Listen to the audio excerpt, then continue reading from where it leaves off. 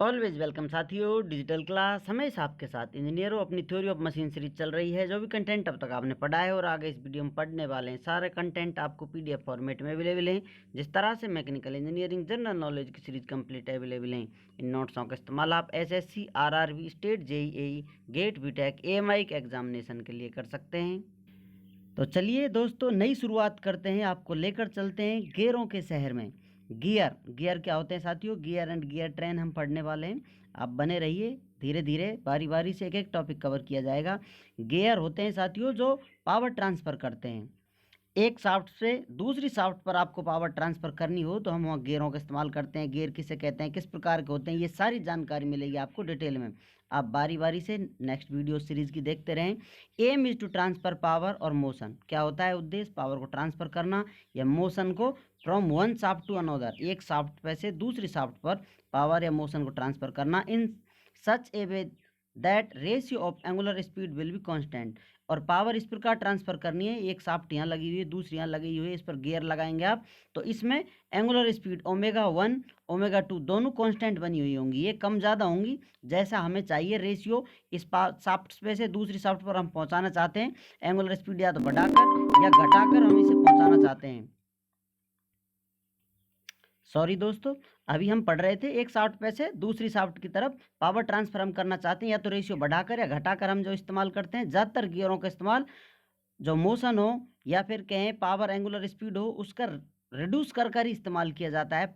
Power को ratio कम कर कर इस्तेमाल करते हैं। इसलिए कहीं कहीं आपको गियरों को पावर रिडक्शन डिवाइस के रूप में भी बोला जाता है, जाना पहचाना जाता है। अब जैसा कि आप यहाँ देख सकते हैं, एक शाफ्ट पर ये गियर लगा हुआ है, दूसरा गियर ये लगा हुआ है। या अभी हम शुरुआत कर रहे हैं, गियर कहाँ से आए, किस प्रकार आए। एक शाफ्ट कनेक्टेड है इस प्रकार से, इन पर डिस्क लगी हुई है, ये इस प्रकार डिस्क, फ्रिक्शनल डिस्क इन्हें आप बोल सकते हैं। तो इनको यदि आप फ्रंट से देखेंगे तो इस प्रकार की आपको नजर आएंगी। एक डिस्क इधर लगी हुई है, दूसरी डिस्क ये इनके एक्सिस के सापेक्ष रोटेशन चल रहा है। अब यदि इसको घुमाया जाए इधर की तरफ तो दूसरी इधर इस डायरेक्शन में अपने आप ये एंटी क्लॉकवाइज, ये क्लॉकवाइज डायरेक्शन में घूमती हुई आपको नजर आएंगी। ये कांटेक्ट में बनी हुई हैं, तो ये फ्रिक्शनल डिस्क हैं, इनमें घर्षण है, उसकी मदद से घूम रही हैं। इनमें से एक को ड्राइवर बना देते हैं, दूसरे को ड्रिवन। एक चलाएगा, पावर दे रहे हैं, दूसरी तरफ आप ट्रांसफर कर रहे हैं। अब जैसा बताया तो आपको इनका आकार साइज के हिसाब से, एक बड़ी है एक छोटी है, उनका नामकरण किस प्रकार से हम करते हैं वो भी आप जानेंगे आगे। तो अब इसमें एंगुलर स्पीड इनकी दोनों की अलग अलग हो जाती है, तो आप कह सकते हैं इनका रेशियो कांस्टेंट बना रहता है। या फिर जिस एंगुलर स्पीड से ये पावर घूम रही है इसके कांटेक्ट में आकर जिससे इसको घुमा दिया ड्रिवन शाफ्ट को, दोनों की यदि कांस्टेंट स्पीड आपने ड्राइवर की बना रखी है तो ड्रिवन की भी कांस्टेंट स्पीड बनी रहेगी। अब जैसा कि आप देख रहे हैं, इनके आउटर सरफेस पर, इनकी पेरीफेरी पर किसी पॉइंट पर कोई पॉइंट लेंगे, एक पॉइंट यहाँ है, ये इसकी स्पीड तेज होगी, इधर से आती हुई स्पीड से होगी, लेकिन इस कांटेक्ट पॉइंट पर दोनों की स्पीड सेम हो जाएगी।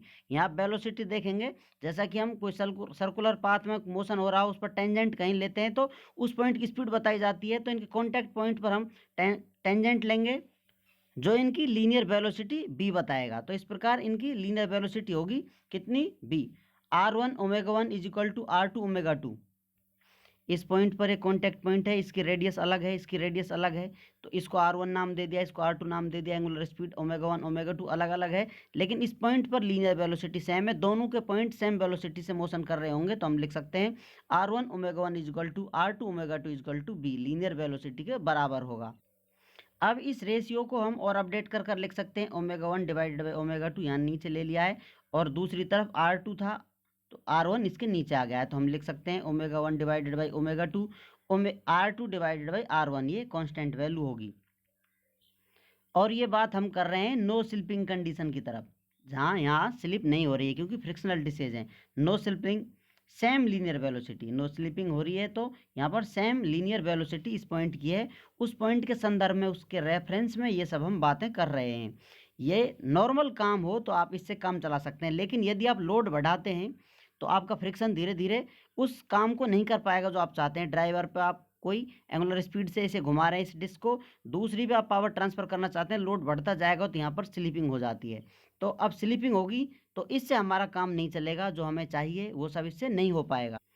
तो समझ लीजिए यहीं से गियरों का उदय होता है, यहीं से जन्म हो जाता है गियरों का। विद्वान सोचते हैं क्यों ना इसमें कुछ इस प्रकार का अरेंजमेंट कर दिया जाए, कभी इनमें स्लिप हो ही नहीं, तो इस प्रकार से गियर बना दिए जाते हैं। अब तक ये डिस्क थी, अब इस डिस्क को इस प्रकार से कट कर दिया, इसमें प्रोजेक्शन बना दिए, इनको अब प्रोजेक्शन बोल रहे हैं। इस प्रकार से इन्हीं को बाद में अब टीथ बोलेंगे आगे जाकर, तो इस प्रकार के प्रोजेक्शन बना दिए गए।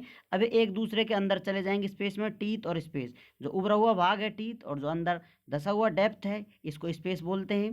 तो ये एक दूसरे में इस प्रकार से अरेंज हो जाएंगे, कभी स्लिप नहीं कर सकते, टूट जाएंगे बंदे लेकिन साथ नहीं छोड़ेंगे। तो इस प्रकार गियरों का जन्म हो जाता है, गियर पिक्चर में आ जाते हैं। बात सिर्फ यहीं ख़त्म नहीं हो जाती, गियर भी दुनिया में ऐसे ही नहीं आ गए, बड़ी मेहनत है, बड़ी हिस्ट्री होती है दुनिया में। जो कुछ अच्छा कर पा रही है उसके पीछे बहुत बड़ी एक कहानी होती है, तो उसी कहानी का एक हिस्सा है गियर प्रोफाइल। गियर बहुत सारे बनाए होंगे लेकिन सभी ने मिलकर स्टैंडर्ड कर दिया है कि सिर्फ यही अच्छे से काम कर सकते हैं। दो प्रकार के हम गियरों की प्रोफाइल बनाते हैं, यही पढ़ते हैं, जिसमें अच्छे से अपना काम होता है। इन्वॉल्यूट कर्व और दूसरा होता है साइक्लॉइडल प्रोफाइल।